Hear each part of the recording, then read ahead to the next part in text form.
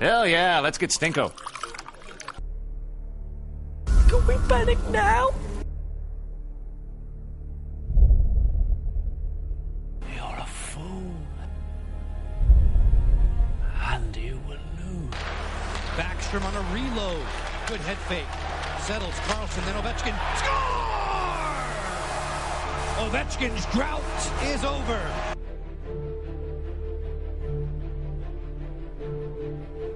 Matt Dumba, Lindholm, for Rask again on a give and go. Victor out in front of chance. It's there. They score! Victor Rask with a beautiful move. Sneaking it through Devin Dubnyk.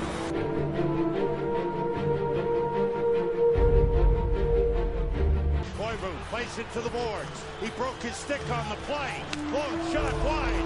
Rebound. Play behind the net. 2 seconds. 1. It's over. The Rangers win it.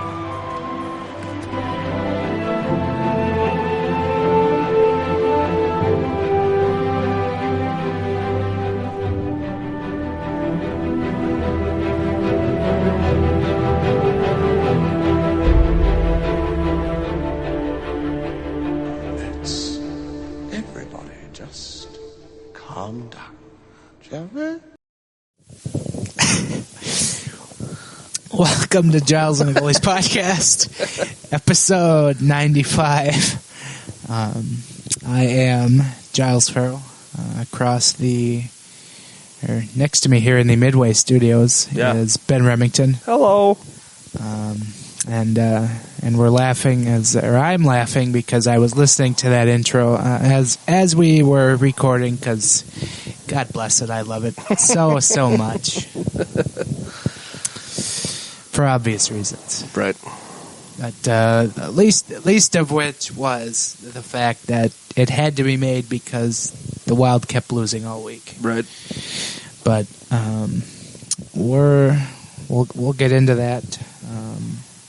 Obviously, Ben, did you have a good week? I know you're quite the traveler these days. I was globetrotting this week in such illustrious locations as Wausau, Wisconsin, and Appleton, Wisconsin, and then Hinckley, Minnesota. So, I've seen it all when it comes to a people watching standpoint. I've had quite the week. Yeah, you sent me a picture of a burger this last week. Oh, yeah. Or was it a burger? Wait, did I send you a picture of that burger? Burger. Oh, yeah. Or was it a barbecue sandwich? No, that was a pulled pork sandwich. Okay. Yes. Yeah, there you go. With coleslaw. I couldn't. It's been a long week. That's right. And that was, what was that called? Well, that was at Fox River Brewing in Appleton, Wisconsin. So that was. There was no. I thought there was a catchy name to it.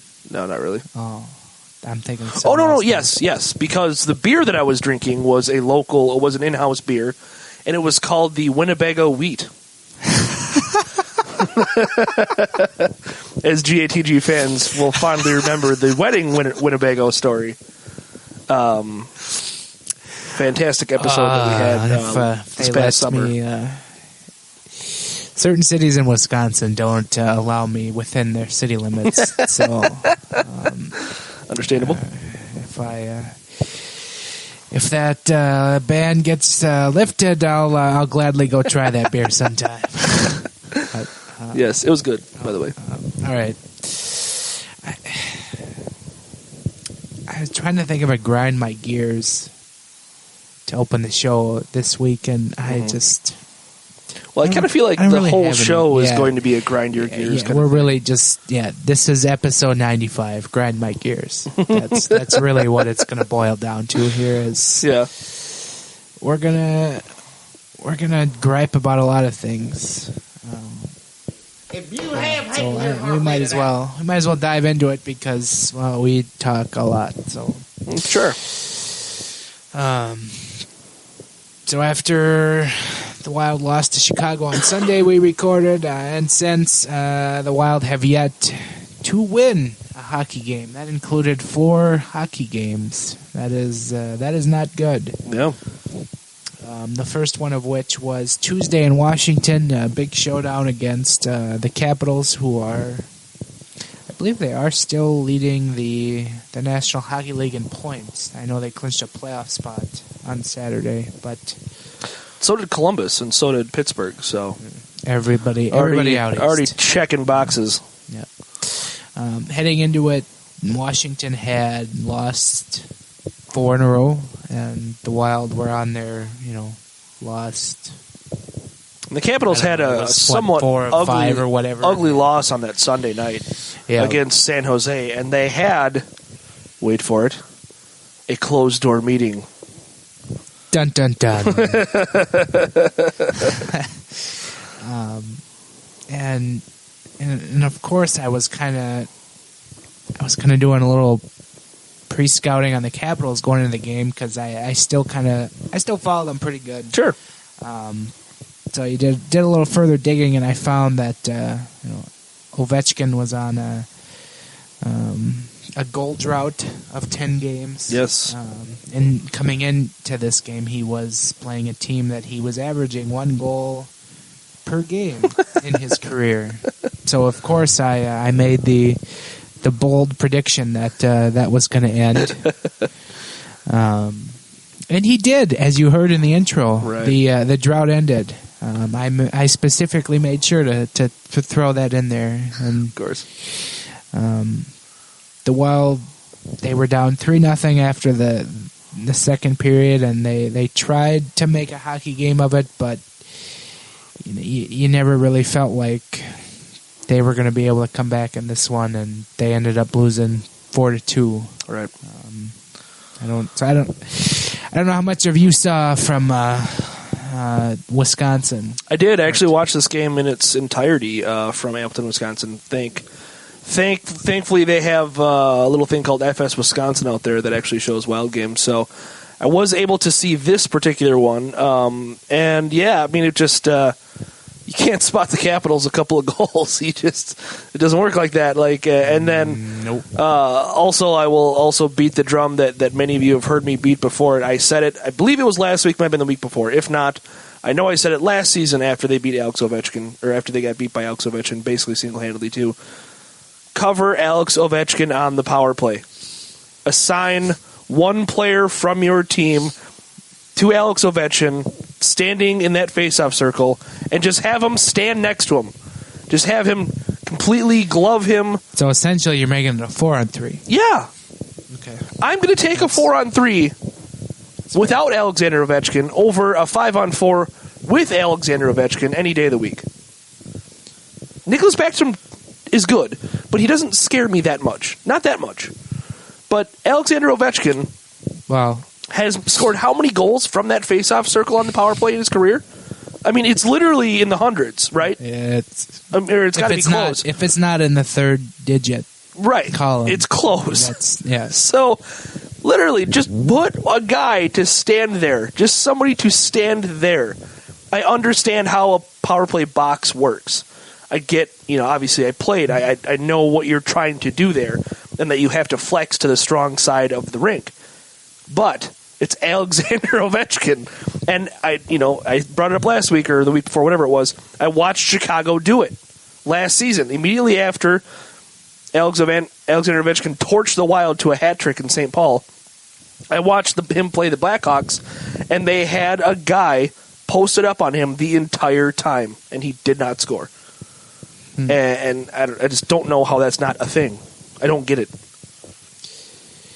Yeah, I mean, I can sit here and talk about why no one has ever seemingly done that in the NHL throughout Ovechkin's career, but I can vouch for the fact the Wild have not done that in recent memory, and it's seemingly becoming a terrible mistake. So I don't know if that's something they want to revisit next year, but they're done playing Washington seemingly. So they play him. Yeah. What, in a week? They are. Crap. At home. So yeah, that's not good. Oh. Yeah. So you move on from that. You lose 4-2. You lose consecutive days, or not consecutive. You lose back-to-back games, 4-2 to two very good hockey teams, Chicago, Washington. Yep. So you're not. I don't know. You and I are still like. Well, we're firmly on the. Yeah, let's not panic yet. Right.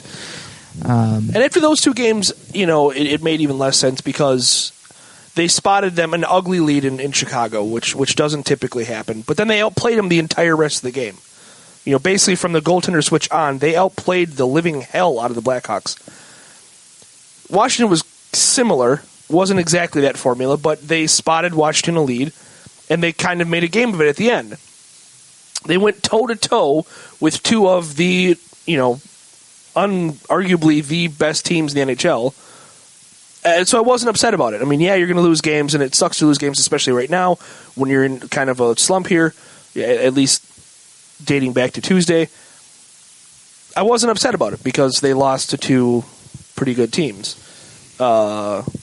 Thursday was probably, I didn't see that game, but that was a different story. Losing to the Hurricanes is nothing that you can derive any sort of moral victory out of. No, there really wasn't. I watched and,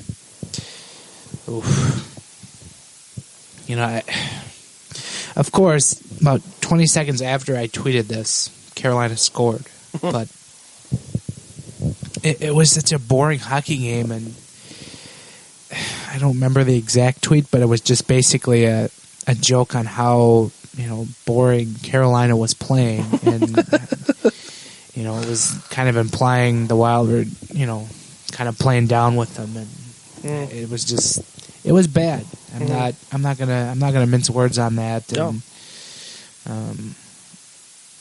they're down. What was it, 2-1? I think the highlight we had in the intro was the Victor Rask goal, and that was a bad goal, mainly because, or that was a goal to put them up 2-1, because I think there was an empty netter in there.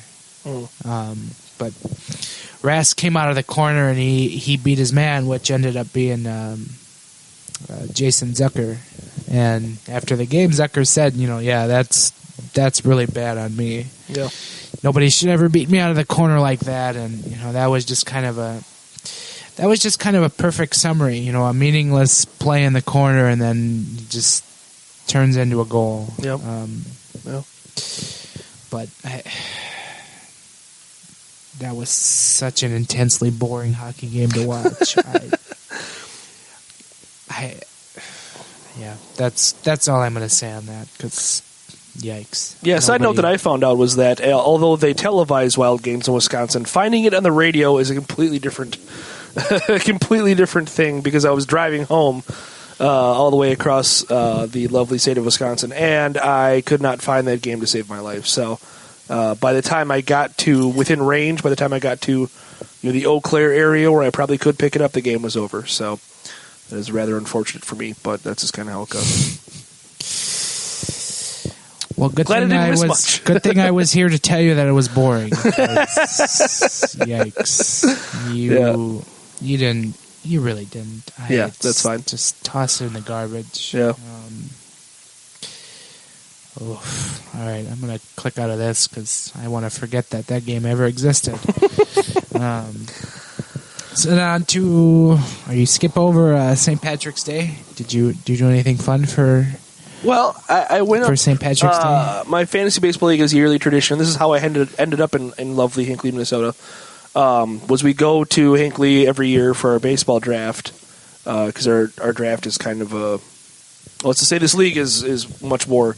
It's above and beyond your typical fantasy baseball league, but so we go up there. So they're up there on Friday night. It wasn't my idea to have our draft the day after St. Patrick's Day, but nothing really all that exciting going on there. I mean, plenty of people dressed in what you would expect, the usual green garb and whatnot.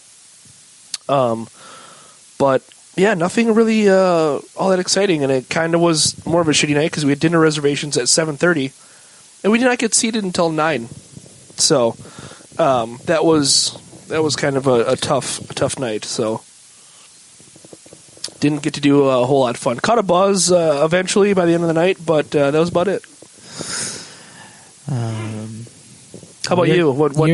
How was your St. Patrick's Day? Well, I'm going to say that you're going to be buzzing later when you have to edit this podcast because you just offered up the profanity into the sound waves. I did? I didn't even notice. We got it with one, I think right? you did. See, you did this last time with Pete, and Pete, I know said it, but saying it clearly into the microphone is a whole different story. I mean, you got the mic right up there, so okay. We can check the tape on this. I'll check the tape on that later. I'm not a big fan of editing, so. No, it was fun. I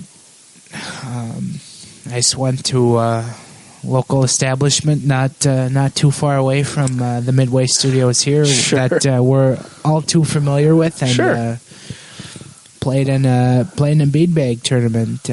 Not a whole lot of contestants this time, because apparently everyone who wanted to go out and indulge themselves decided to go to the downtown establishments, right? Which fine with me, right?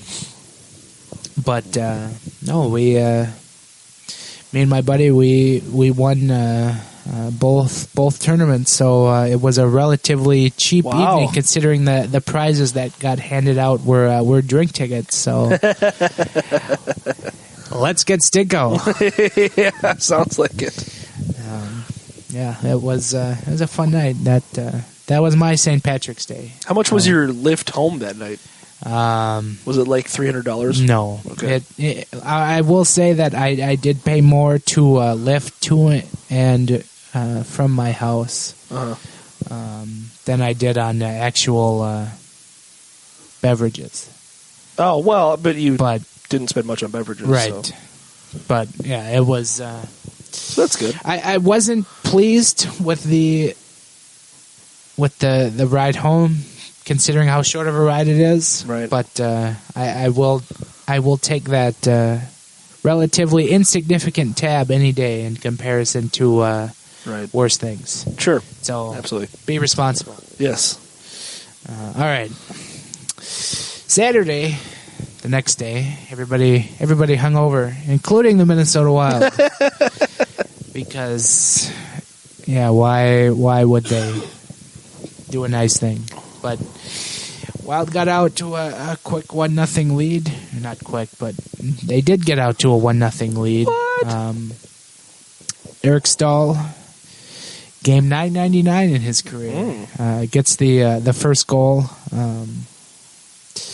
But that lead lasted all of what felt like 3 minutes, something like that.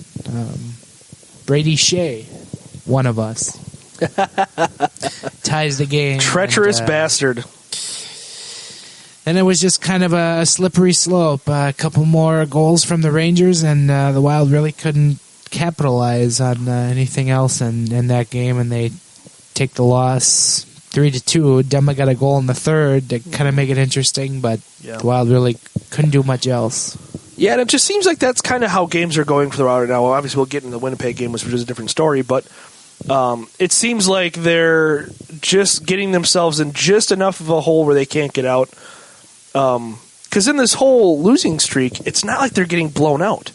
They're not. No, they're not. They're losing very close games, but they're losing very close games by almost the same formula where they're letting up a lot of goals early and then scratching and clawing back, dominating the rest of the game as far as shot attempts, and just obviously not getting the job done and not able to finish. And that loss is just as meaningful as a 5-0 loss, but that's just kind of how it has been. And so I'm not taking solace in that. It's just kind of a interesting observation to the losing streak. It just seems like every game has followed a similar formula, and all of it includes with even despite the New York game where they got the lead early, all the other games just seems like they end up having to fight back. And eventually in the Rangers game, they end up having to fight back. It's not like they are losing on last-second goals from the other team. It's not like they're blowing huge leads. That was earlier this season that was a problem apparently, but it seems like now they're just coming out flat almost seemingly every game. So that seems like a completely different problem, and it's just kind of an interesting side note to the swoon at that we're in right now. Yeah, no, I would agree with that, and I guess on that note, you can say the same thing for Sunday's game. Yeah, that was a little bit of a flat start. You think that was a wee bit on the flat side as the Wild come out. They're losing 3-0 after the first, and two of the goals were pretty quick in the first, and Boudreau pretty quickly took his time out to try and right the ship. Right. But that did not work. Winnipeg scored again, so it was 3-rip after one, and I was pretty convinced there was going to be a goalie change after the first period. It just seemed like that would be the point to do that, and right, and especially because it seemed that Kemper was slated to start on Sunday anyway. Right, which was kind of a surprise to me that Dubnyk started. Mm-hmm. But I guess Boudreau is kind of committed to getting Dubnyk out of whatever funk he's in. And, it didn't seem like the smartest idea 5 minutes into the period when Byfuglien just kind of floated a backhander past Dubnyk for a fourth goal, and you're down 4-rip, and you're kind of thinking again, okay, now he's coming out, and he never did, and the Wild reeled off 4 goals somehow to close that period, which was thoroughly impressive. And if the period had kept going, who knows how many goals they score, but they're able to tie it, but the Jets make a goalie change before the third period, and they score in kind of another weird goal that just has eyes seemingly. Yep. And that was it. The Wild had plenty of chances in the third. Had a power play at the end. Yep. There was a great chance by the fourth line where there was a turnover by the Jets defense, and Hulla kind of fed one to Stewart on the back door, and oh my God, Ben Chirot made a huge block. This was early on in the period, and that was kind of my. If the Wild score right there, like they continue to dominate the game and they win, and they didn't, and that was just kind of the recurring theme of the period. The Wild just kept having so many glorious chances, and they couldn't score, and they end up taking the loss 5-4. But I don't know, you might have a scalding take here. I don't know. Yeah, I actually don't until we get into more of a general kind of talk, which I'm assuming we'll get to. But this game was weird, and you didn't see Michael Hutchinson stepping up and being a hero in the third period because he is not good. And he played very well in the third period. Props to him. It's not like he saw a ton of shots, but he came up with some big saves. I mean, he came up with some big saves. There was some lucky moments where, like you said, the Wild just missed, and then the block by Chirot. But, it was a weird game. It was just, that the ebb and flow of it was just bizarre almost. He makes the one right at the end. Yeah, on Dumba. And I don't know. I have a few thoughts from this game, which I threw out on Twitter. Since we're right on it, the one that I had at the end was, the two best chances for the Wild in that power play that came with 2:07 left in the third. Were off the stick of Granlund, who made some good feeds, and Granlund was not out there at the beginning of the power play. Line, I don't know, whatever line was out there, that was not Granlund, which I kind of questioned. Yeah. And then my other seemingly big gripe here was, I didn't catch a whole lot of Saturday's game, but I kind of threw it out there to Twitter. Take that for what it's worth. Mistake number one. But I just threw out there. I was like, was Jordan Schrader so terrible Saturday night that he had to be swapped out for Ryan White? And the response I got was, that was pretty well known that Wright was going to get put back in because the Jets are a physical team, and that's true. I get it. Like I'm not dumb. Right. I understand that. The Jets have some very, sandpaper kind of guys in their bottom six, but man, I would really love for Jordan Schrader to get in there and exploit that bottom six. Yeah. And by all accords, he played a decent game Saturday night, and I don't know. It's tough to say. I'm not a big fan of Ryan White. He had no, it really is. 2 goals in 2 games after he was acquired, and then since it's just been kind of not good. So I don't know if he's just kind of coasting on that, or if he's just a more experienced Curtis Gabriel for Boudreau to plug in the lineup. But I'm really not for it, and especially when you're falling behind early because you come out flat. It feels like you should be throwing, guys like Schrader who are more energy spark guys. Plugs into the lineup. I don't know. That's just me. I totally understand your point, and Boudreau is a guy who likes and believes in physicality, and that's, I'm not going to say that's like his Achilles heel or something, but he buys into that. That's why we saw so much of Curtis Gabriel earlier this season. That's why we see so much of Chris Stewart, even though he continues to score. So it just seems like he's definitely going to favor that kind of stuff on occasion. We should be glad that we saw Schrader on Saturday, I guess, would be an alternate way to look at it. So I don't know. I don't know that necessarily cost the Wild this game, because that seemed more of like a puck luck goaltending kind of thing. But it's interesting, and it'll be interesting to see going forward, because the Jets are a different kind of beast. It seems like there's a focus on physicality every time we play them.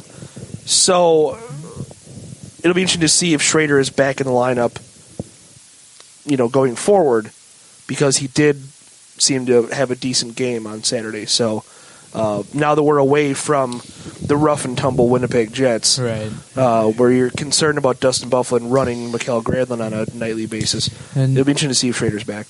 And to be fair, the Wild had won the first 4 meetings against the Jets this year.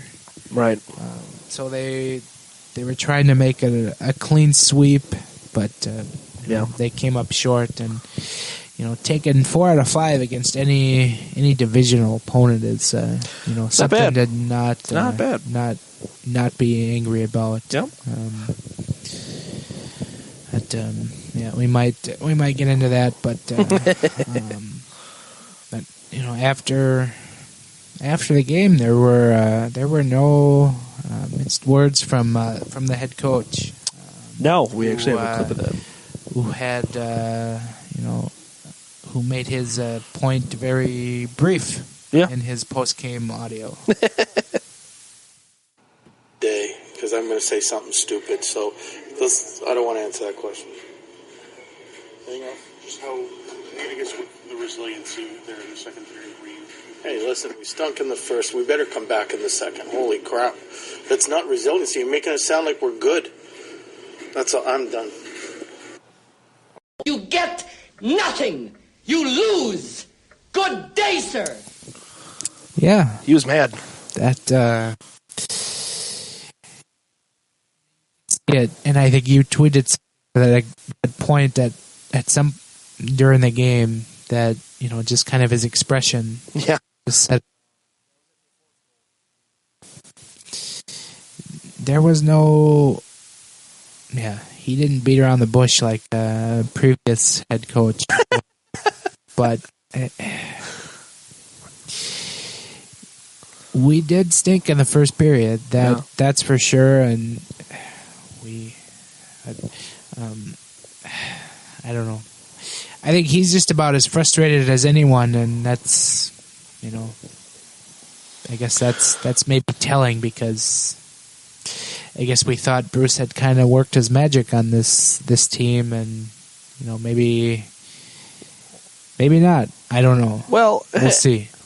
I think it's not as simple as that, because look at Anaheim last season.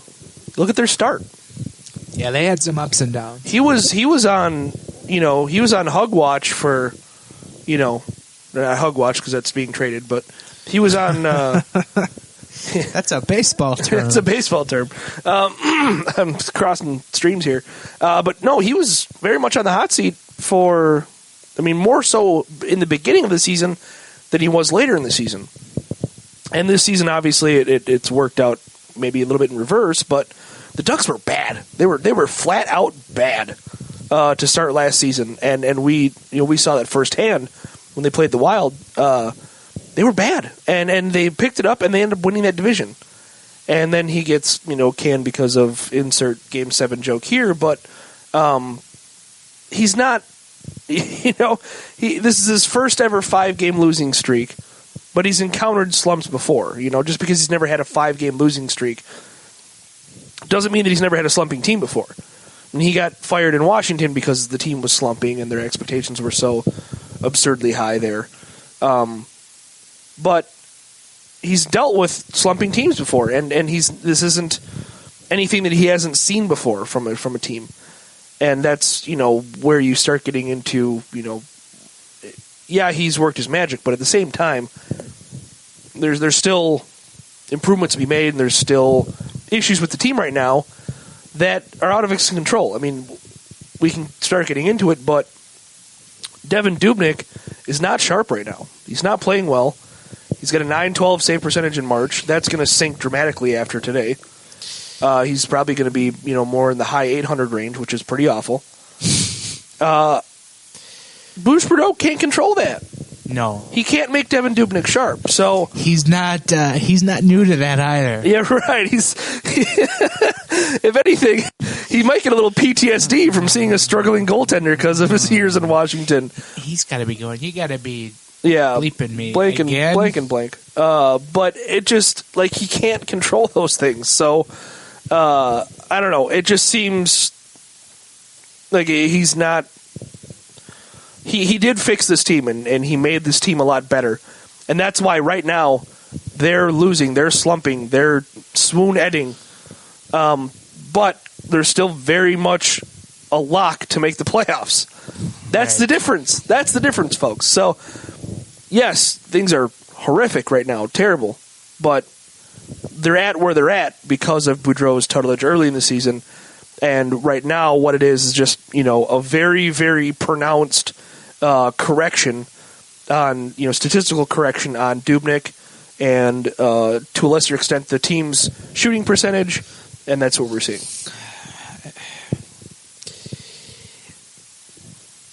I'm probably going to, get made fun of down the line for wondering this, but during the game Sunday today, I just kind of pondered aloud, is something physically wrong with Dubnyk?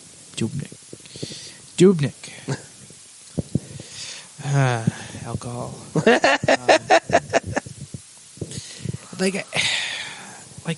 That fourth goal from Bufflin, where it just floats a backhander right by him. That just cries something's wrong.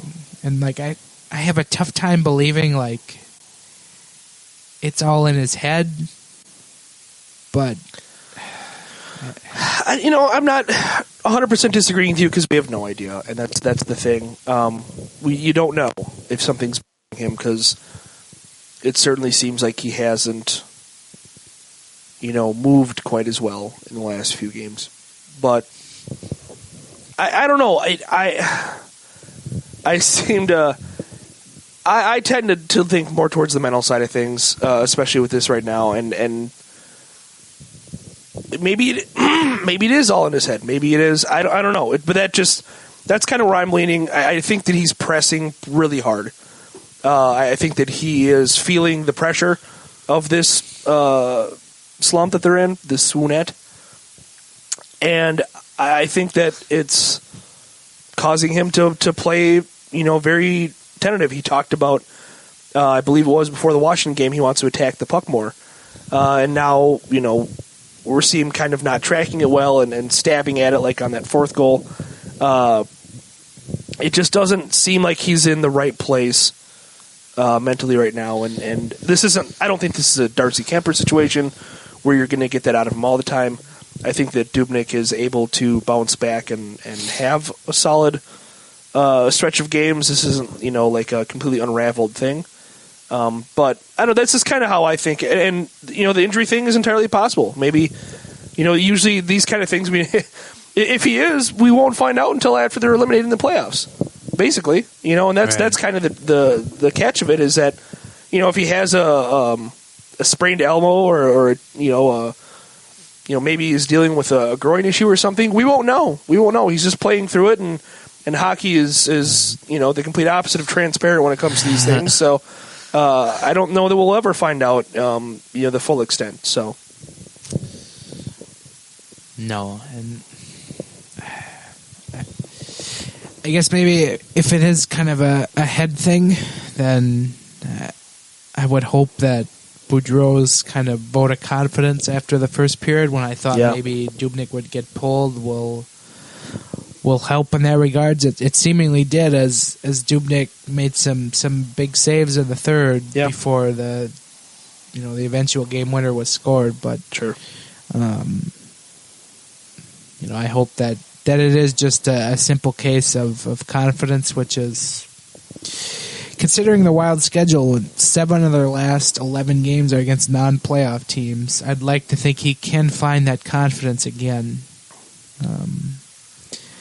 But yeah, that's going to be that'll be the biggest thing in the last the regular season is just finding Dubnyk's confidence, because this team's going to go as far as he takes them. Yep. And we've seen the Wild, they can score. They can score goals this year.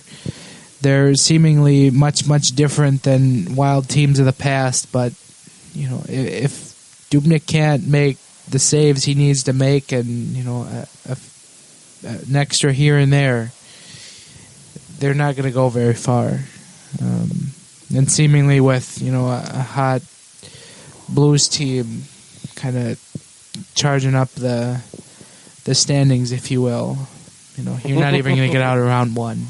But yeah, that I think that's the point that I was thinking about on the way over here was that last week of their, or the last 2 weeks of their schedule is just baby-ass soft.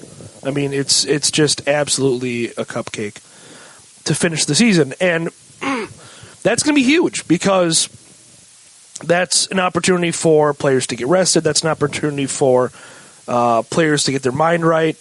And Dubnyk is obviously the first and foremost one. And that's, as we can segue into this, that's where the panic from Wild fans right now, I think, is... It's not unfounded. I'm not going to say you're wrong for not liking how this team is playing. And I don't think, you wrote an article about it on Friday, but we're not saying that this team is playing well. No. Nobody is saying that. No. And nobody is saying that, it's completely unreasonable to, be concerned about how this team is playing. The thing where it goes too far is where people are now predicting their first-round exit in the playoffs. And the fact that they'll never win, and never this, and never that, and this team this, and never this, and never that. And they're just making all of these very broad statements about this team and how bad it is. How completely, horrifically horrible this Wild team is. We're still a month away from the playoffs, or slightly under a month now. There is like I said, an absolute cupcake final week and change to finish the season. And what you're saying there, and what we're saying is, don't panic because you still got a lot of time. You've still got a lot of time before the playoffs. This team is in the playoffs, whether, they're not going to lose every game to finish the season, and that's probably what it would take at this point for them to miss the playoffs. This team is in the playoffs. Let's worry about where they're at then and not make broad, sweeping statements about how they're going to get ousted in 4 games in the first round. If they were playing like this, then yeah, of course they are. But this is early to mid-March. This isn't late April. So there's a difference. And that's where I play it up on Twitter, and it's kind of a bit for me to overreact to things, and I think that a lot of people operate in that kind of realm. But calm down. It's mid-March. Yes, there's concerns about this team. Yes, Devin Dubnyk is not playing well right now. But if we've seen anything out of Devin Dubnyk, we've seen him go on very cold streaks and very hot streaks. And so what you're saying by all of these broad, sweeping, never, never, never statements, what you're saying is you don't think this team will ever be good again. As far as the season goes. And that's where I take issue. Because you're saying you think from your hot take analysis that this team cannot possibly be good over the course of the next 2 months. And that's where I'm like, come on. I will completely take your criticisms on this team right now. Absolutely. But when you start getting into never and horrible and never, all that kind of woe, doom and gloom stuff, that's where I start to react and be a little bit of a dick. Well, you're not wrong there. I've never said that I'm not a dick, for the record.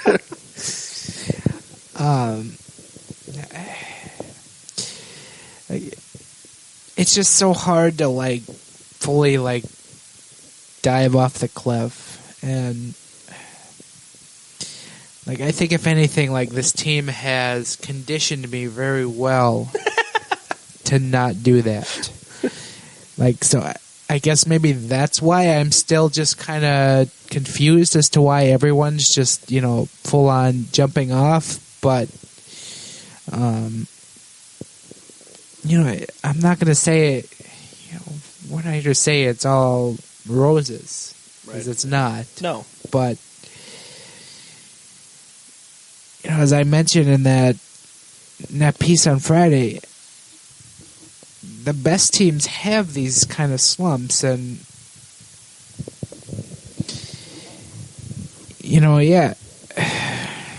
obviously not maybe to this extreme, but sometimes they do. Just not this late in the season, maybe. No. No. That was the thing. Is there were slumps in March, and you fix it before the season ends, and then you just go. Which, hey, great.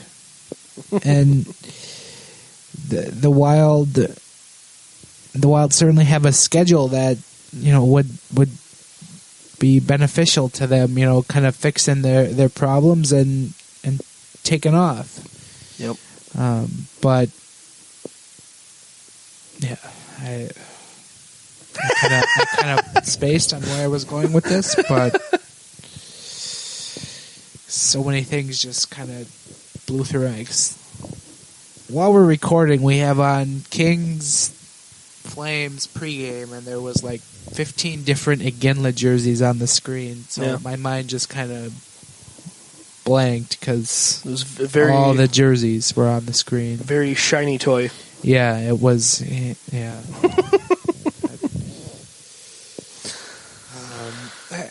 So don't jump off the cliff yet.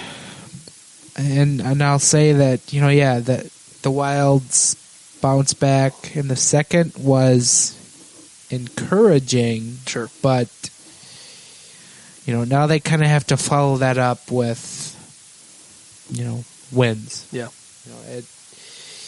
if they come out on Tuesday and they lose, then,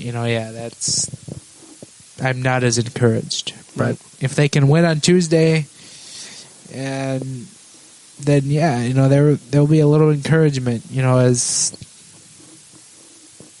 but yeah, that remains to be seen. Yeah. I try to keep my head up here because we've seen a lot of this before and a lot worse. But looking ahead to Tuesday, they get the Sharks, so that's a lot easier said than done. Jesus. But it is at home, and as I also kind of threw out there, the Wild will play 5 of their next 7 at home to end the month, which is plus. And then that also kind of dives right into 7 of the next 10 at home. They have 11 games left? Yes. Or 12. My math might be off. Okay. But so they got Sharks on Tuesday. Wait, I'm going to count it out. Because math is hard. This is great radio. Yeah. Let's see, 5 of 6 to end the month. Okay. Boy. And then... Close enough. Yeah. 7 of the next 9. Got it. Sure. I think. I don't know. It's not important. But either way, they have a lot of home games and a lot of games against non-playoff teams. Yep. But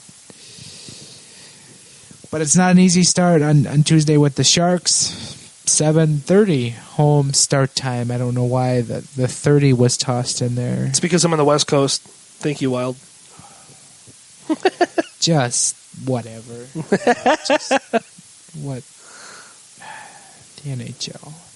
Yeah.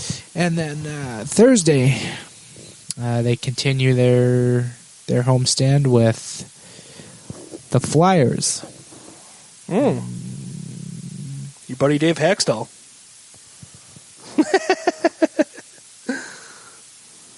Yeah. Yeah, I have a lot of things to say about Dave Haxtell, none of which are suitable for this podcast. Sure.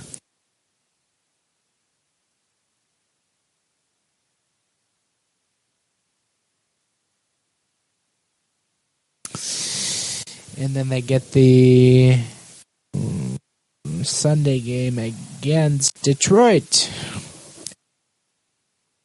7:30 start time. So That's Sunday. An early one. Yeah, another Sunday morning. Well, that's actually not a terrible week. You've obviously got the Sharks on Tuesday, but after that you're facing non-playoff teams, at least at the moment. So you have to hope that they can get something a little bit on track.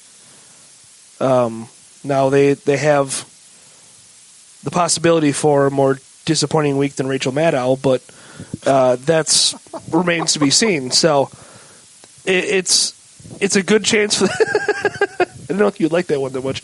It's a good chance for them to break out of the slump, because the Sharks, they've actually played pretty well against the Sharks. I feel like Sharks are a great team, and I'm not saying that that's a win, but I feel good about how they play against the Sharks, even though Martin Jones has been pretty good.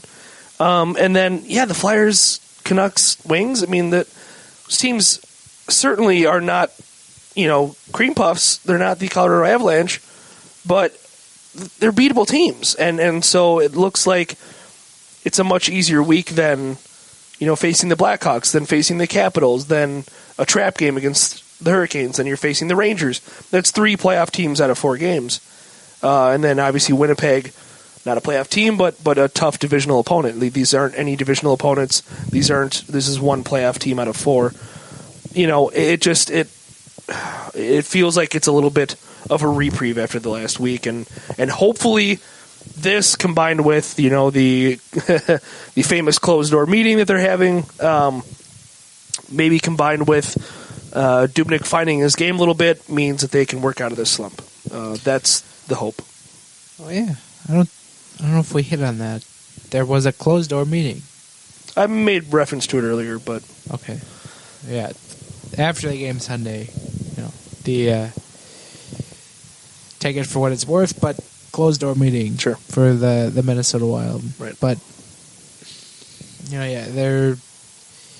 there seems to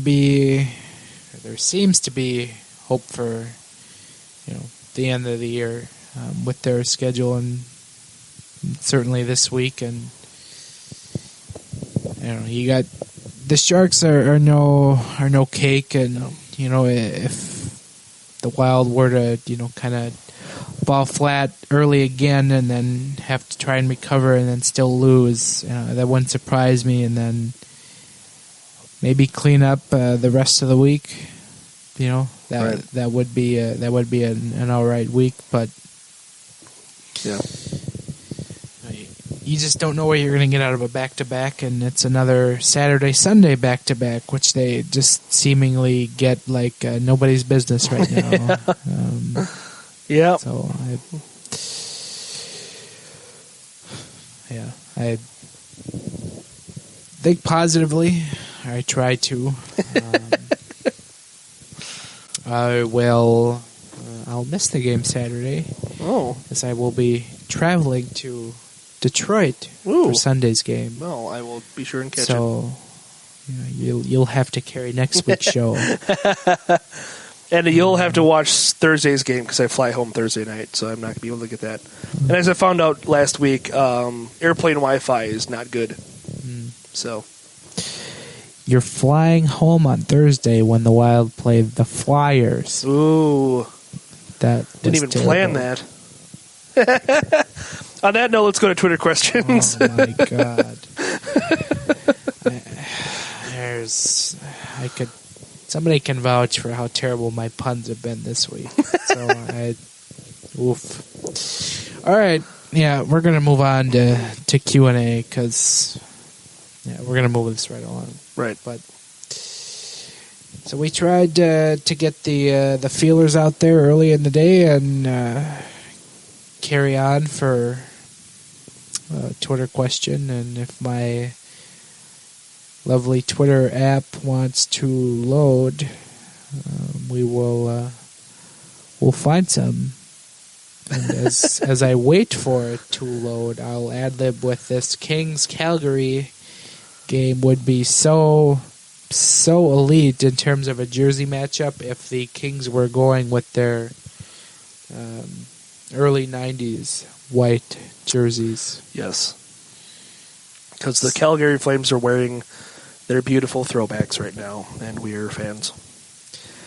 Wouldn't that be that's almost porn at this point. I'm sitting next to a pillow that says safe sex is hot.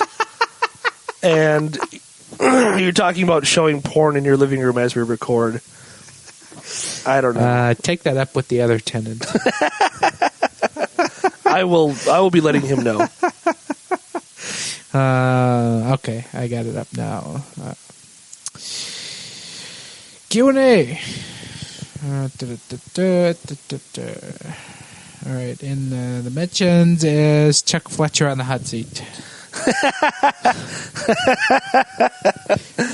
No. So that made an appearance, or the continued employment of Chuck Fletcher was a number one seed in my Wild Infuriation bracket this year again. And I'm waiting, and I saw it out of our friend State of Hockey, Justin, who will blame Fletcher for everything, and he's very unapologetic about it, and I appreciate him for that. But I'm waiting for someone to seriously go after Fletcher for this swoonette, as it were, because I feel like it's going to happen. I feel like we're not that far from it, and maybe it's because certain people have blocked me on Twitter, but maybe I just haven't seen it because of that. people who block you on Twitter is a whole different subject, but not really. Actually, this is actually very related to why I'm blocked on Twitter. I mean, I did see a tweet from our friend Pete with the hashtag Fire Fletcher. Oh. So I don't know if that was a tongue. It's hard to take Pete seriously. Yeah, I don't know if that's a tongue-in-cheek variety, but probably. I don't know. I haven't seen anyone, put this on the general manager, but give it time. If the swoon continues, say into Tuesday, wouldn't surprise me. But, right. From Mike Schneider. How many games are left in the Wild swoon cushion? Well, technically, there was plenty enough because they're still a playoff team anyway. So the swoon always made that so they were not a playoff team and had to fight just to make the playoffs. Right. And so now that they're pretty much a guaranteed playoff team, it's irrelevant. I think my definition of the swoon cushion is having home ice in the first round of the playoffs, which they still have. It was something they've been trying to attain since the Colorado Chicago playoffs. Yep. And the Wild are still 11 points up on home ice in round one, and that is a very, very tough thing to break or to lose, I guess I should say at this point. Right. So I would like to think that they will hold on to that. Yeah. With the way Chicago's going, I don't think they're going to win the division, and I'm going to add on to that and say I hope Chicago continues to ride this hot streak right into that President's Trophy. Wouldn't that be just the greatest? Oh my God, that would be the greatest. Because I don't count the year Chicago won the President's Trophy in the lockout because they won the Cup 48 game season. That was a short year. Right.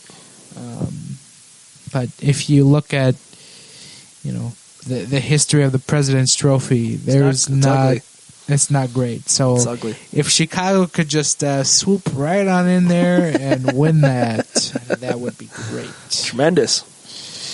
That would do a lot for me. Yes. And then another one from Mike. Let's see. Over under Dubnyk starts with 11 games remaining after tonight, Sunday, set to 8. What do you pick? What is your over under? I think that's number? a pretty solid over under. That's a good number. I think he probably. Well, it depends on how they play, because obviously he started today because they lost again on Saturday, I feel like. Otherwise, Kemper would have gotten the nod. And I think it's almost guaranteed that he gets the last game of the season off. And it's probably a strong bet that after they have, 2 more back-to-backs? Strong bet that he doesn't play those, depending on how the team is going. So, yeah, that's a built-in 3 games off. I feel like 8 is pretty good. I might take the under just because they're so locked into the playoffs, and that final week, it may be he starts the second to last game of the season. But if maybe Kemper gets 2 out of the last 3 starts, you know what I mean?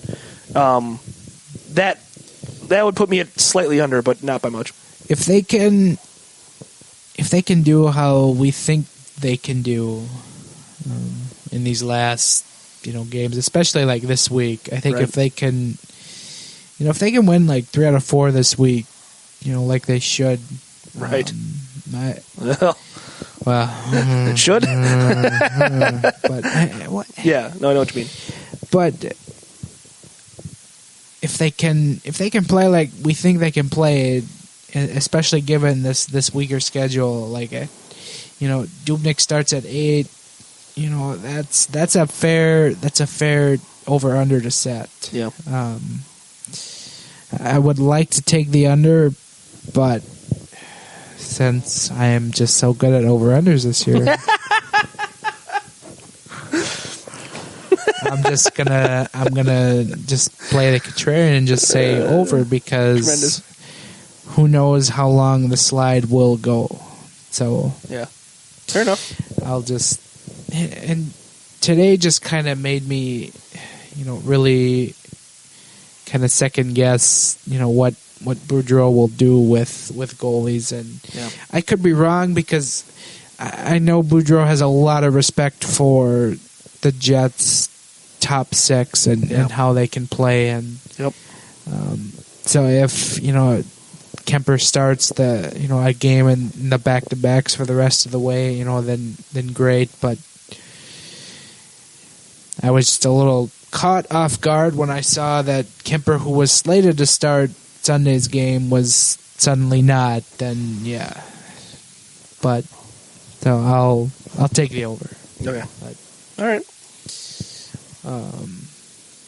Let's see here. From at Gopher70, or his Twitter name is Motorboat and Gopher. Take that for what it is. Yeah. What is wrong with the defense? Just lazy play of late.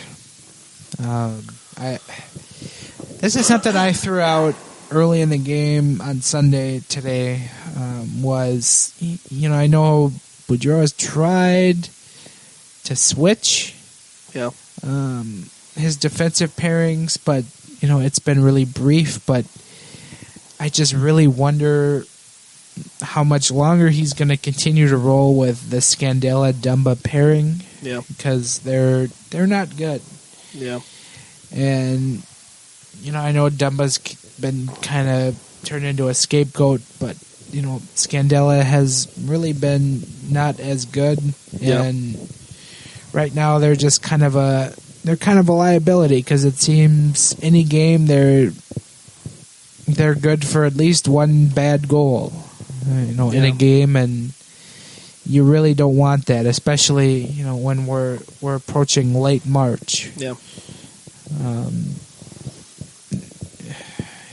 I mean, Tony from Hockey Wilderness wrote about this week, that the defense hasn't really gotten much better, much worse, I'm sorry, and it's been very Dubnyk related, and which is that's fair. That's a fair thing. Yeah, and obviously the stats do point to that. But it feels like the defense hasn't been good for a while. It feels like even when they were winning, say in January, the defense wasn't really all that sharp, and they were winning by outscoring teams. That was the month where it felt like every game was 5-4. I don't know. It's an interesting thing. It seems like the team plays pretty well defensively, and they limit scoring chances like best in the league, literally best in the league. But it's one of those inexplicable things where it gets caught in people's head the defense is bad, and so they just automatically always assume the defense is bad.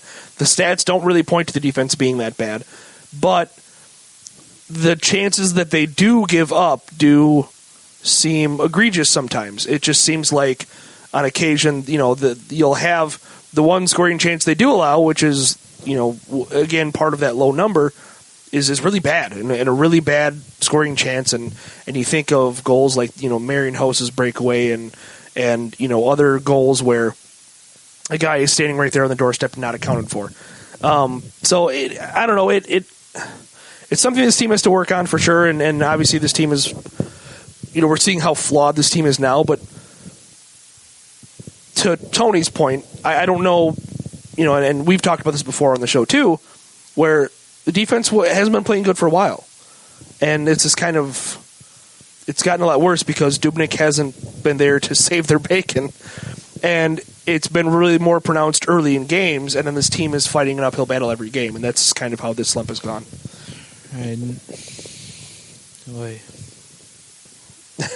Maybe that more shows how good Dubnyk was early on. Yeah, no, it does. It does. I mean, he's been very average since the first of the year, basically. Yeah. I hope for the best, because the Wild seemingly have prided themselves on being a good defensive team, and and again from Gopher 70, or Motorboat and Gopher. Mistake to trade for Hanzal and break up the chemistry. I don't buy that. I mean, I don't know. Are you really going to tell me that this team is worse off with Martin Hanzal than it was with Tyler Grayback? Because it's not the first time I've heard that. And it just... Yeah, I'm not one to completely poo-poo the idea of team chemistry. I'm not the one to say that that's completely irrelevant. It isn't. It is absolutely a thing. And obviously because stats can't measure it, some folks just refuse to acknowledge its existence. But at the same time, it's not like you brought in, it's not like you brought in Josh Hosang wearing number 66 or something. It's not like... It just, I don't think that it should affect things because now, you've got a lot of flexibility up and on the lineup because of Hanzal. Grayback being a part of that. And it seems like Grayback has played better on the off chances that he's gotten to play, which isn't often, but, it seems like he's playing better in those stretches. So, I don't really think there's a problem. I don't know. I don't think that is the issue at all. Because this team, like we said, this team was playing poor defensively before they got Hanzal. So, and Hanzal isn't making Dubnyk play worse. So, it is. I don't see that. Hanzal came here and he played in however many games that was, 4 or 5, and he's just trying to get acclimated and whatnot. And then Boudreau said, that game against Florida was his best game, and he's kind of a beast, and then he gets sick and he has to sit out the next 4 seemingly, and so I wasn't disappointed with him on Sunday. I didn't see him in the game before, but I think this just kind of is going to take a little bit of time, especially given the fact that they're playing on a really tight schedule. There's no practice. Right. There's not a whole lot of room for things here. So I just kind of go under the belief that as the more reps he's going to get, the better it's going to get, and like I said, I wasn't disappointed with him tonight, so I'd like to think that that's kind of turning in the right direction for the Wild's favor. Right. So it'll be interesting to see, but I don't rush to judgment on Hanzal too quickly. Yeah. So I'll leave it at that. Sure. And then the last one from Gopher 70 is Coyle better suited as a center? Looks uncomfortable on the wing. I completely disagree, but I don't know. I think he's just maybe kind of a streaky player in general. Remember they had those 2 games where he came off the wing to center and he was great. Yeah. And then I wrote my Eric Halla trash piece because that was kind of a kick in the pants for Halla. I was like, okay, Coyle switched over to center and is kind of showing you up right now. Right. So what are you going to do? Yeah. But really, since Coyle has not been good at center or at the wing, which most of it has come at the wing. Well, and sometimes when Hanzal was out, he did play center a couple of times too. It's not like we saw gangbusters results out of those games either. So I don't know. I feel like I don't know. I think Coyle is maybe just that kind of hot and cold. He's similar to Halla in that respect, where you're going to get stretches out of him where he looks like the best player on the team, and you're going to get stretches out of him where you don't really notice him. So he scored today, so there's that. Yeah. Yeah, it had been a while, but I would rather him play on the wing. Yeah. I feel like the more consistent body of work from him had come on the wing. Yeah. But I mean, that's just me. Right. So I would like to see him remain out there at wing. Well, yeah, and I think it's not going to change now, obviously. It has been a while, but we have a question from @DanielMick. Oh, that guy. Okay. Yeah, he's just been weirdly absent from our Q&As.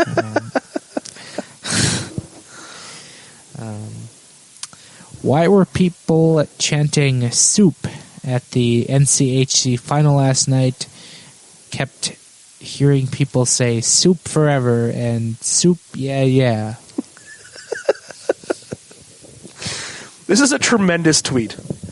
Yeah, that's an elite tweet. Yeah.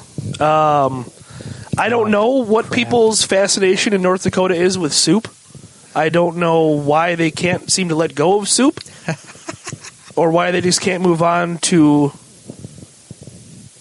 they just seem to have this block about not getting over soup. And I don't know what it is.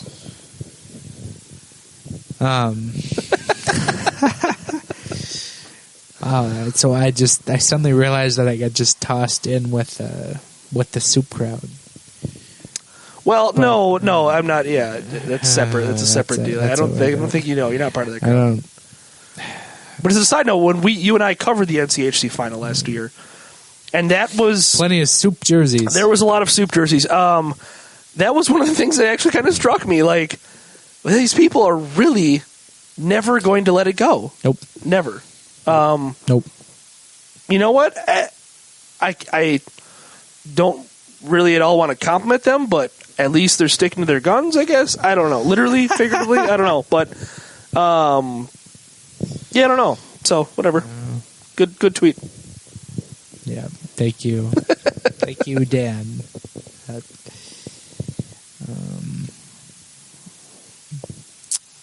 Let me know how the soup did in the NCHC final. Well, I think our next question comes from somebody who knows very well how the soup did in the NCHC final. That is very true. From our friend Gretchen. Can they please call up Stalock yet? ?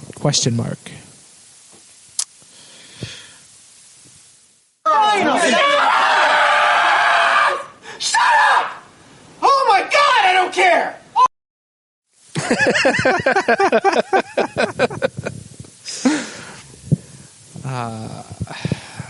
Sorry, Gretchen, but that was I couldn't give up that opportunity. This feels like the 5th or 6th episode in a row we've had to go with. Sorry, Gretchen.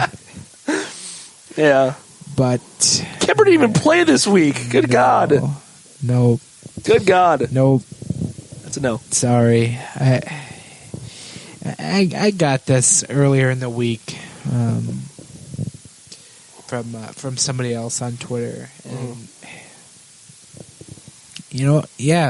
Alex Daylock's playing very well in the AHL right now, but it's the AHL. It is the AHL, and his most recent NHL body of work tends to side with me on that. So it'll have to be there'll have to be an injury for him to get called up. Still, that's my belief. Yep. So that's what it is. Yeah. So is that it for questions? Do we get one more that I didn't No, we see? got a few more here. Oh, okay. From my friend Graham. Oh. Any chance the Wild win a game the rest of the year? Oh. Yes. Odds favor that. Yeah. I know it's hard to believe. It's a tough ask right now, but yeah. And then from Alec, who will win the goal race? I'm not sure. The what? The goal. Oh, goal race. Sure. I don't know if this is just a Wild-related question. No, but oh, does he mean for the Wild or for the NHL? Well, I went straight to NHL. I took it as a Wild. Oh, okay. But I can pull up both. As long as it's not Brad. Answer both. As long as it's not Brad Marchand, I think everyone's happy, right? Right? Like that's like that's the consensus. We need to talk about that because talk about grinding your gears. Oh, yeah, that was my grind my gears. So for Wild goals, it's Granlund at 25, Stahl at 24, and Zucker at 21. Okay. Stahl's been kind of on a hot streak lately, so it's hard to discredit him. But I've liked Granlund's game in just terms of a shooting aspect. Yep. He's kind of taken more of an initiative, seemingly. So I would definitely kind of favor hell of a goal him. by Hanzal Kopitar there. Holy Christ! Needed goal. Yeah, I don't know. It just seems, I don't know. It'll be interesting to see, but I don't know. I think that it speaks to, I think what's more important with this team is the depth of scoring versus having, maybe this isn't the Marian Gaborik Wild where you've got a 40-goal scorer and nothing else. And then maybe some fringe 20-goal scores. Right. I think the strength of this team is its depth, and that's, sounds like a cop-out to say and weird to say, but I think that's where the most important stats lie. And then, I guess, NHL-wise, coming into today, Sunday, Sidney Crosby and Brad Marchand were tied with 37. Wow. And I also threw this out there earlier in the week that at the time when I tweeted it was accurate that Brad Marchand led the NHL in goals and points, which wow. Yeah. But I will say from an NHL standpoint, Liney's got to be close, right? Liney's at 33. Okay, well, not that close.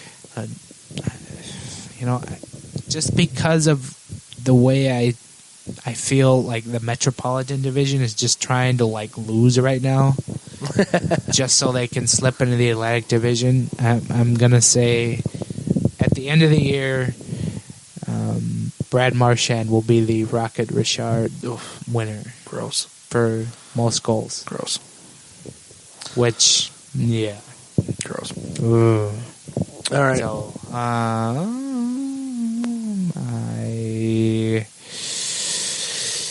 yeah, that's it. Okay. On that note, let's go to jerseys. Here to start the third period. What team is this? It's not Team USA. Oh, yes, it is. They've got on new uniforms. They're wearing the logo of the Duck. I've never seen this before. All right. If you're new to the show, this is the segment where we kind of look at a different team every week, and we try to imagine what their jerseys are going to look like in the Adidas redesign next year. The team of this week is the Winnipeg Jets, who have had the same jersey every year since their move from Atlanta, with the exception of their their Heritage Classic throwbacks, which they wore today against the Wild. Yes. Actually, which were very easy on the eyes. Very nice.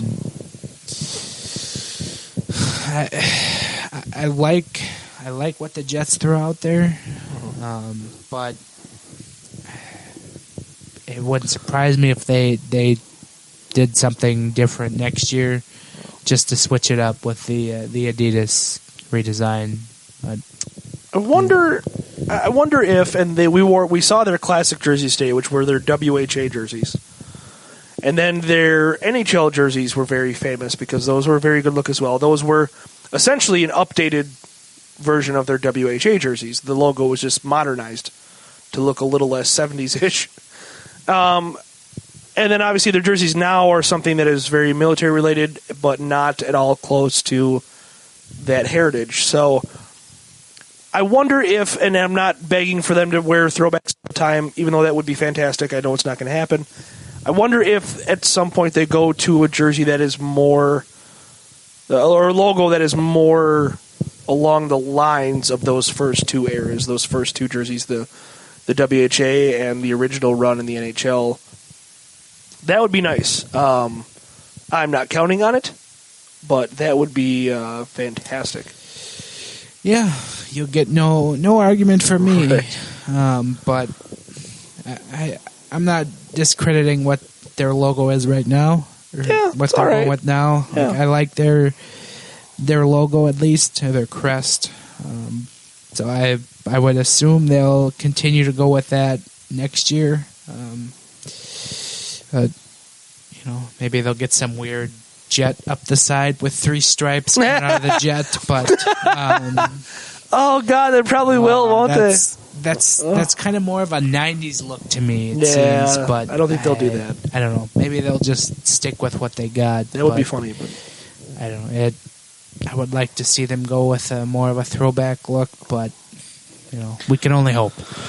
Yeah, I don't know. I don't think they change much, to be honest. I don't know. I mean, we'll be interested to see what the design cues from Adidas will be. But give them this for the World Cup of Hockey. Those jerseys were, despite the 3 stripes on the side, they were simple. Not, yeah, and I liked them for the most part. So I did like that aspect of it. So it seems like there's some hope that jerseys won't be defiled too much. There won't be piping everywhere and different colored squares for where the Reebok logo goes and that kind of garbage. So right.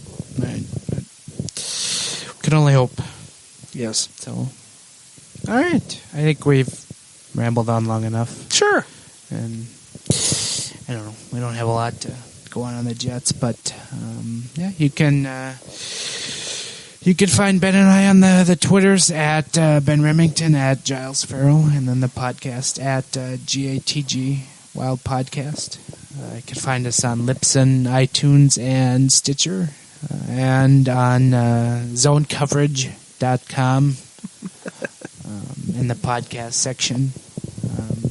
You can find a bunch of old podcasts in there too. Like Wedding Winnebago. That too. And yeah, that'll wrap it up for us this week.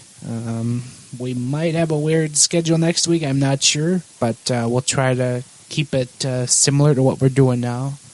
But thanks for the download, listen, rating if you have rated us. But we will see you next week. Later. That's not resiliency. You're making it sound like we're good. That's all. I'm done.